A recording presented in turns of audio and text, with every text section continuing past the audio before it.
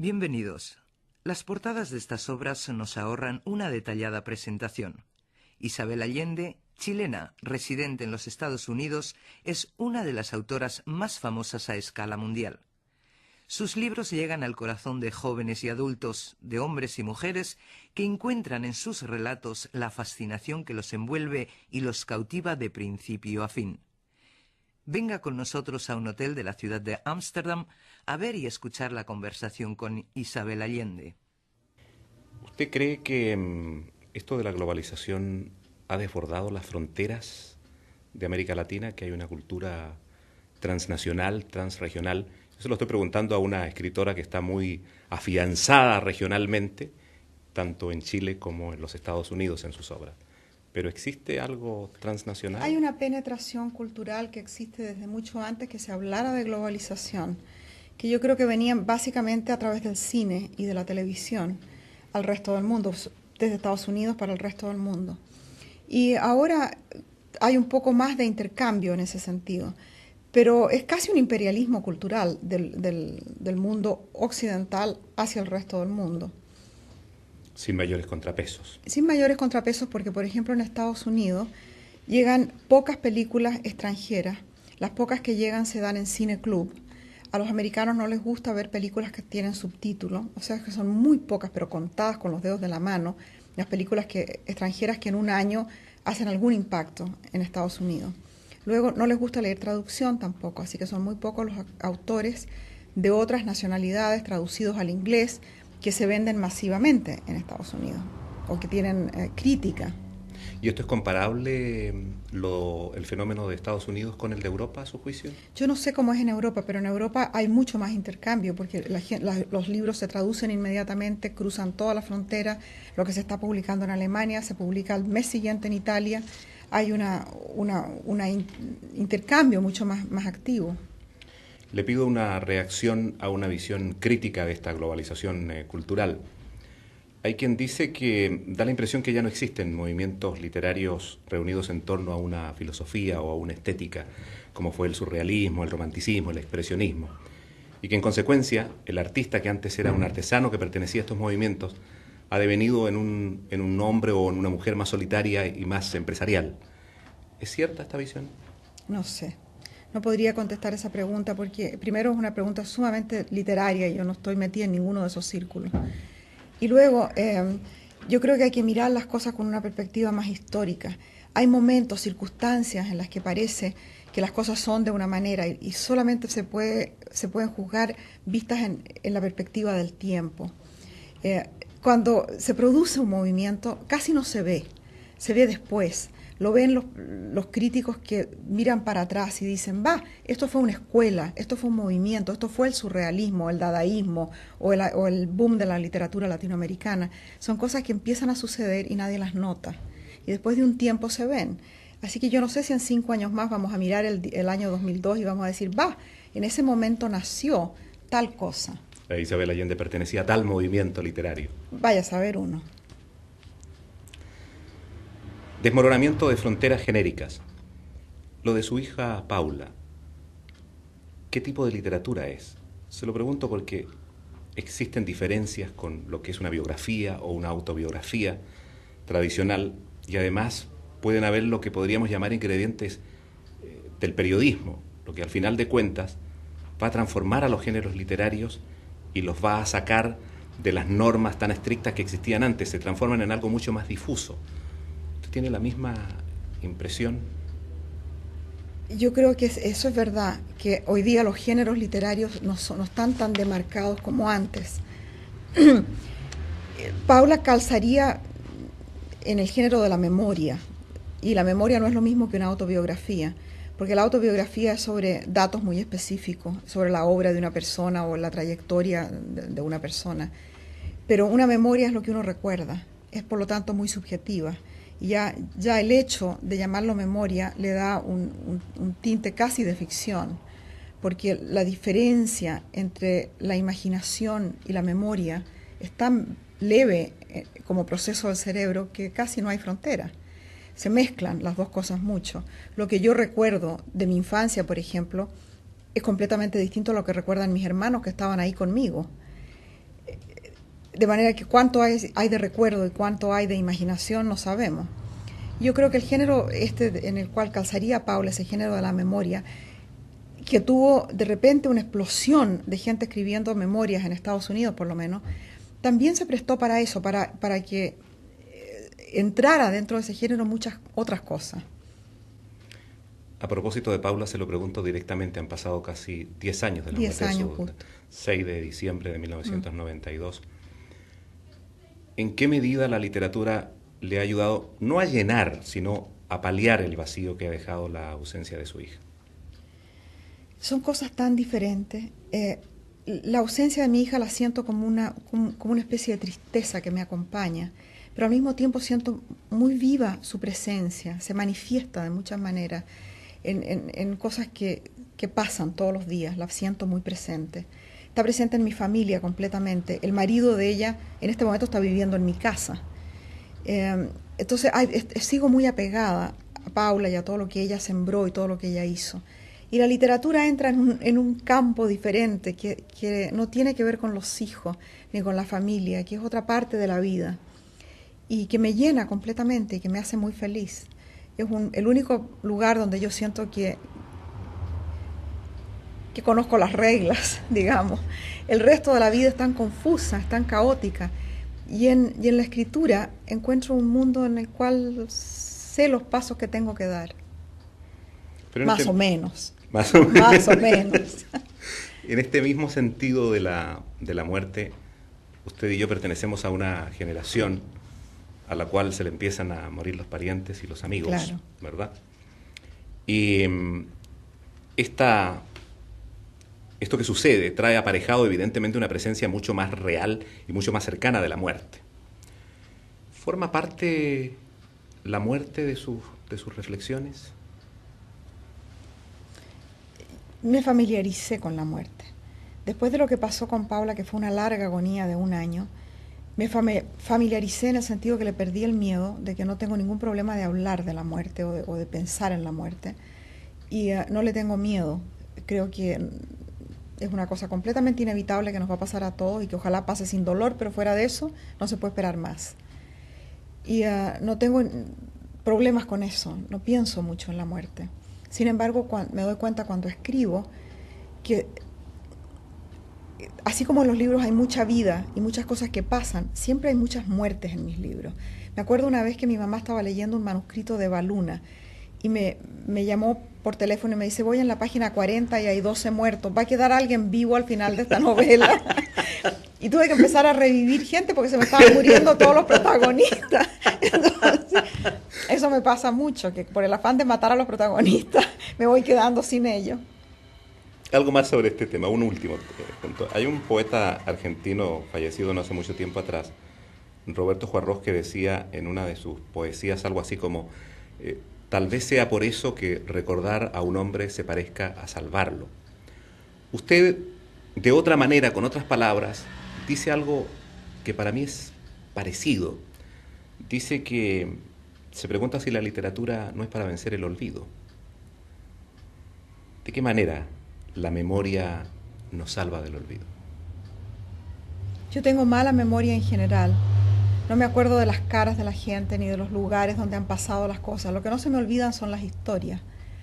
Y creo que al escribir quedan fijadas para siempre, quedan convertidas en algo tangible, que es un libro con letra impresa sobre un papel, y ya no se pierden, ya no se pueden cambiar tampoco, son versiones definitivas de la realidad.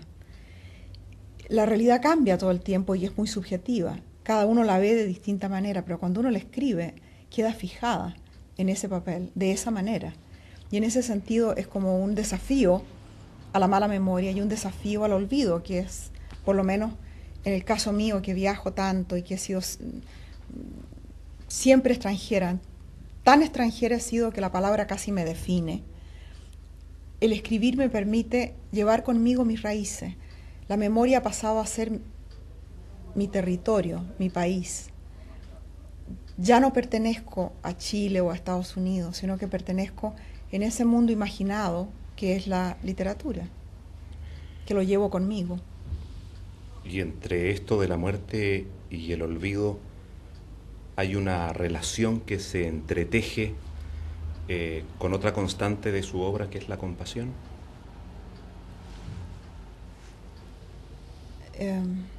Es difícil responder a eso. Yo creo que la compasión viene de una cierta experiencia, viene de haber visto mucho mundo. Y a mí me ha pasado, he tenido la buena o la mala suerte, de que me ha tocado andar por todas partes, ver mucho. Y de ahí nace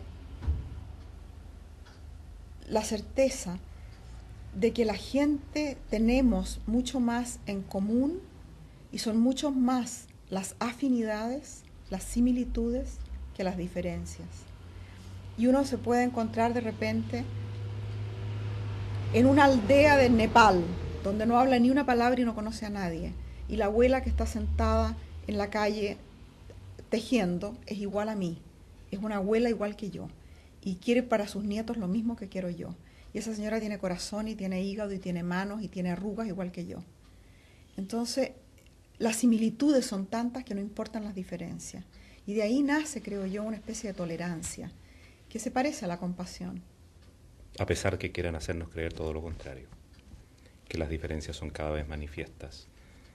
Yo creo que estamos viviendo un momento muy crítico, un ¿verdad? momento en el cual son los últimos aleteos de una manera de pensar, son los últimos aleteos del siglo XX, de la guerra, de la confrontación, de la testosterona, de todo eso.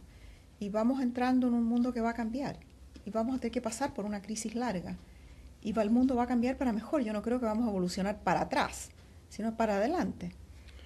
Se lo preguntaba porque usted sabe que en Europa ha aumentado considerablemente la discriminación, la segregación, el miedo al otro, al extranjero. Sí, pero junto con eso, ¿por qué pasa eso? Porque cada vez hay más extranjeros, cada vez las fronteras se borran más, cada vez hay más masas de gente que pasan de una parte a otra, cada vez el mundo es más globalizado, más unido, más comunicado, hay más información. Entonces viene la reacción. La reacción en contra de eso son los nacionalismos, el fundamentalismo, las fronteras que se cierran, los movimientos como los que usted me describe, que son reacciones lógicas a que eso ocurra, pero hay que ver el otro movimiento también.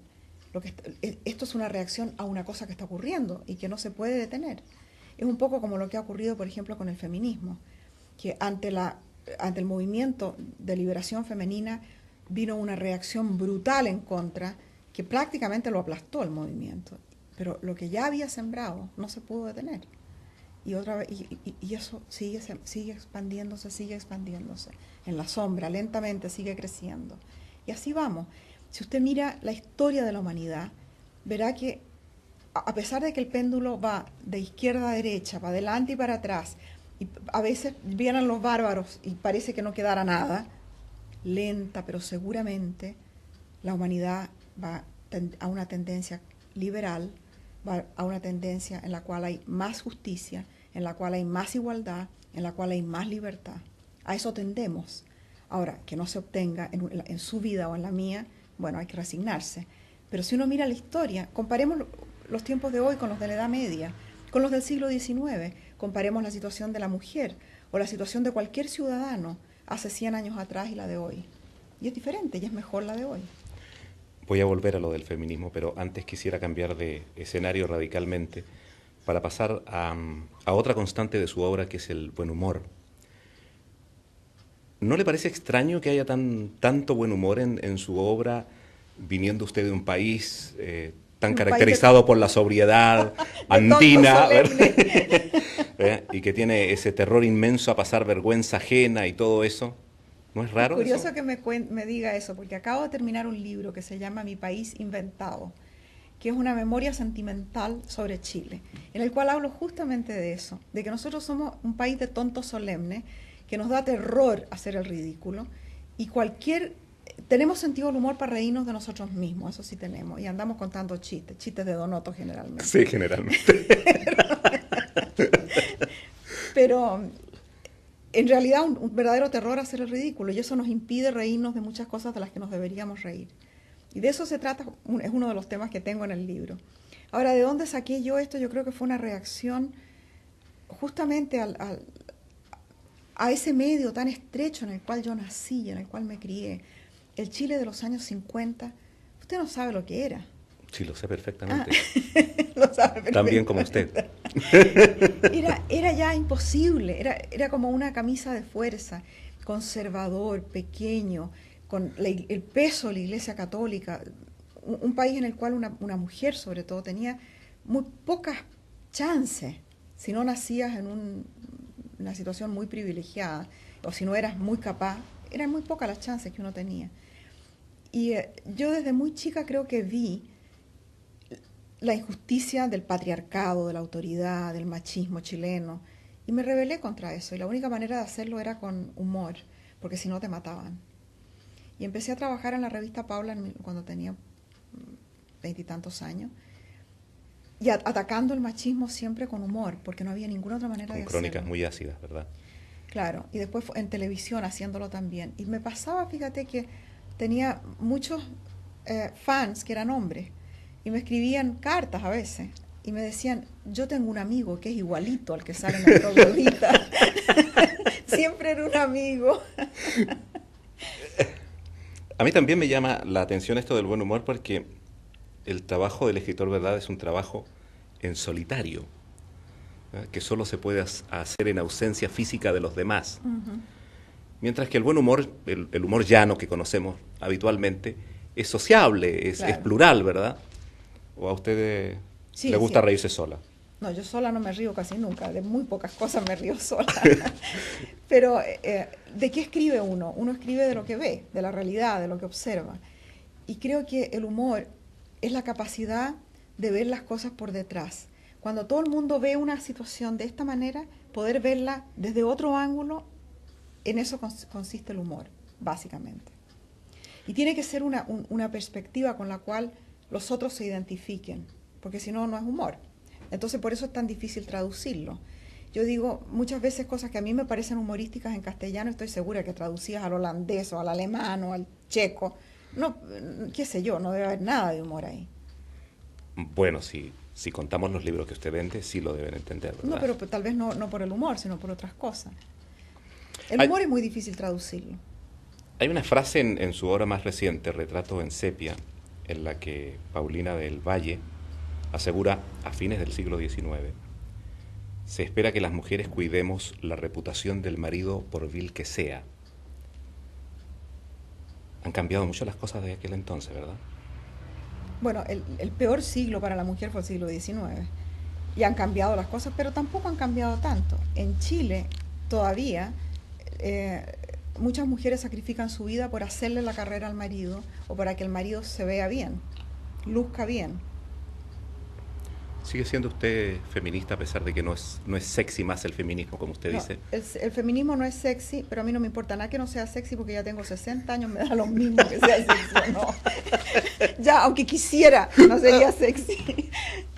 Pero no es por eso, sino que me da mucha rabia, la verdad es que me da mucha rabia cuando veo mujeres jóvenes hoy día que disfrutan de todos los privilegios y de todos los derechos que sus madres y sus abuelas ganaron con una lucha despiadada. No renunciarían a ninguno de esos beneficios. Sin embargo, no se quieren llamar feministas porque la palabra no es sexy. Y no se dan cuenta de que ellas son una minoría privilegiada de países industrializados, en zonas urbanas, que tienen acceso a la educación y a la salud, pero que el 80% de las mujeres en el mundo no han oído la buena nueva todavía. Todavía las venden en el matrimonio, las venden en el trabajo, las venden como prostitutas. Tienen que aguantar que las golpeen, que las violen, que tener hijos que no desean. Son las últimas de las últimas, los más pobres de los pobres en todas partes. Entonces, mientras ese grupo de mujeres que tiene acceso al feminismo no se dé cuenta que tiene que repartir la nueva, su puesto peligra.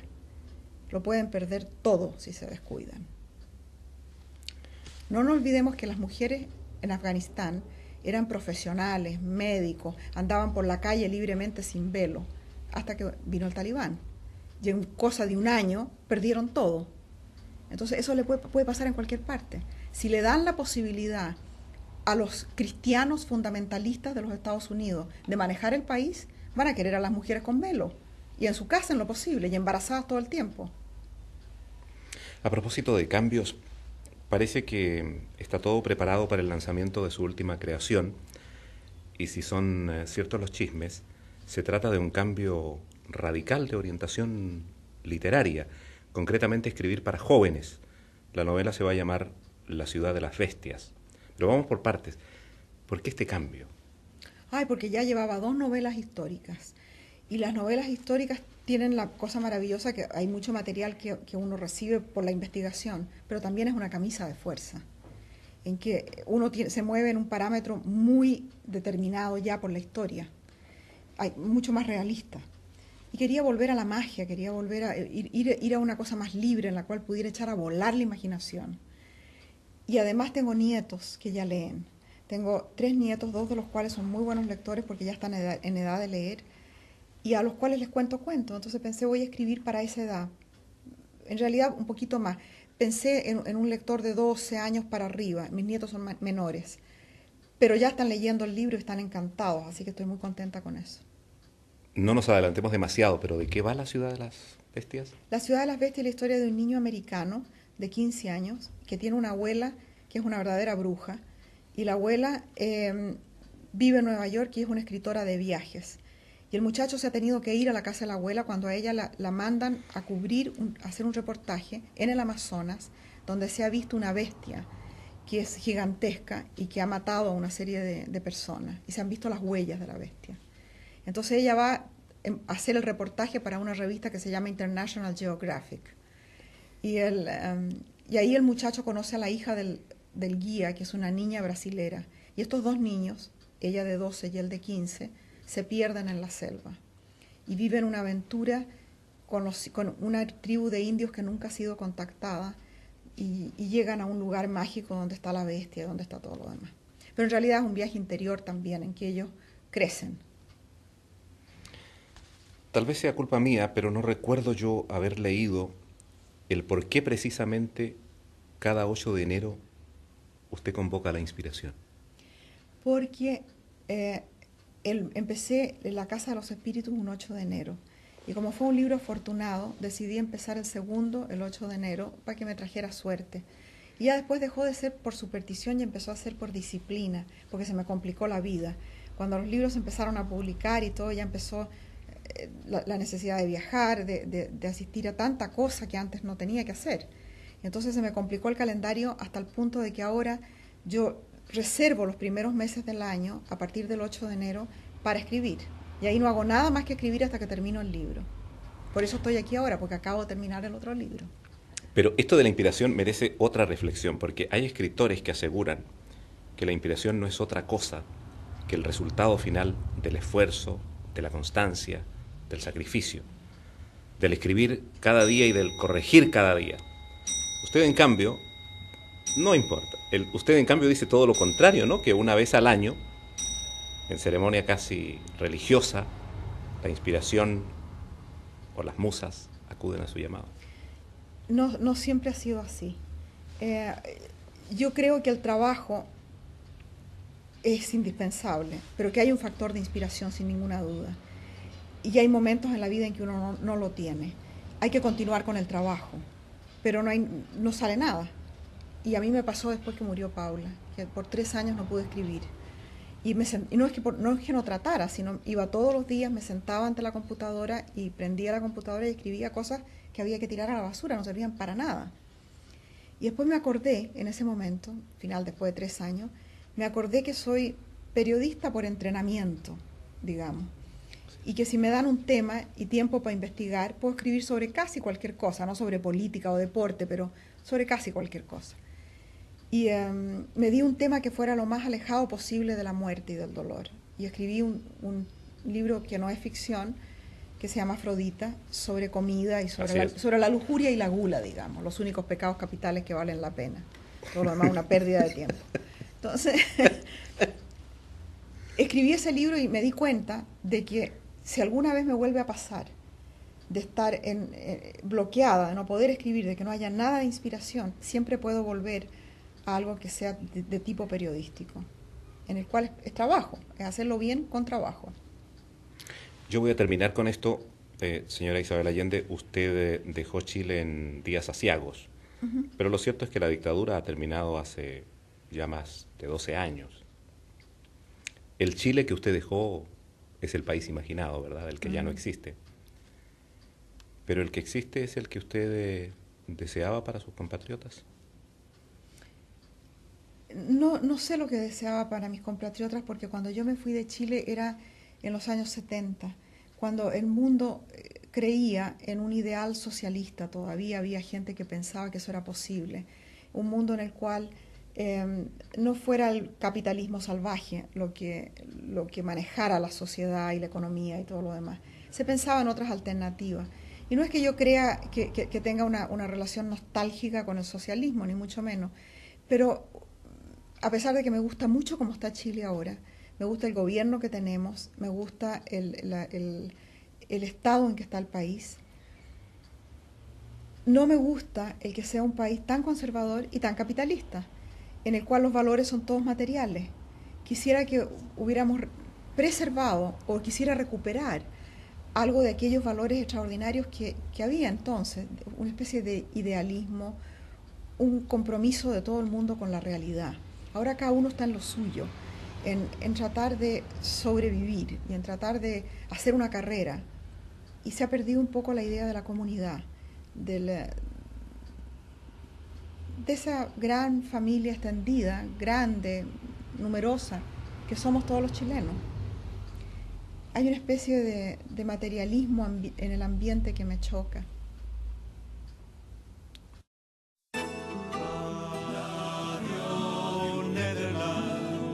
La radio que nos acerca, la radio que nos acerca.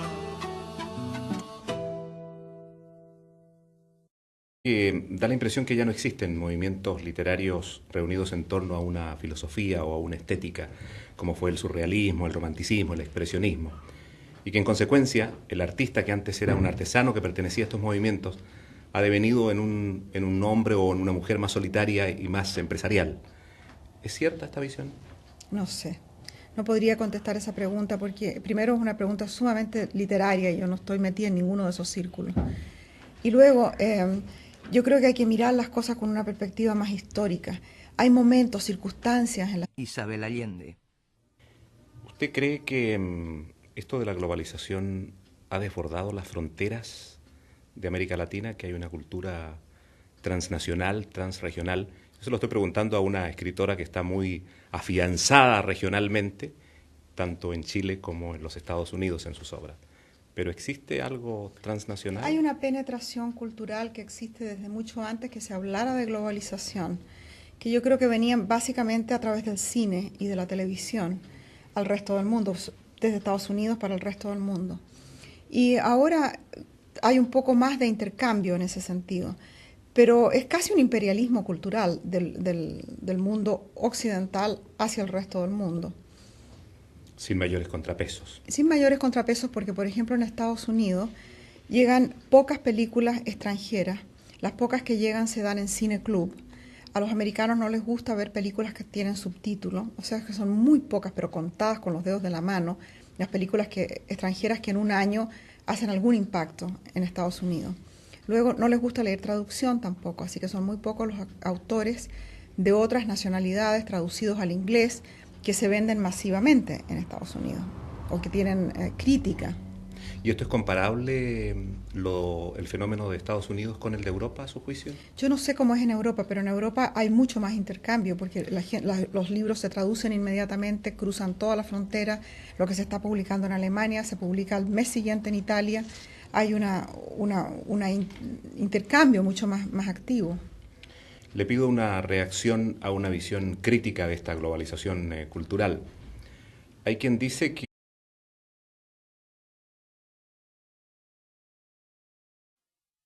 Bienvenidos. Las portadas de estas obras nos ahorran una detallada presentación. Isabel Allende, chilena, residente en los Estados Unidos, es una de las autoras más famosas a escala mundial. Sus libros llegan al corazón de jóvenes y adultos, de hombres y mujeres, que encuentran en sus relatos la fascinación que los envuelve y los cautiva de principio a fin. venga con nosotros a un hotel de la ciudad de Ámsterdam a ver y escuchar la conversación con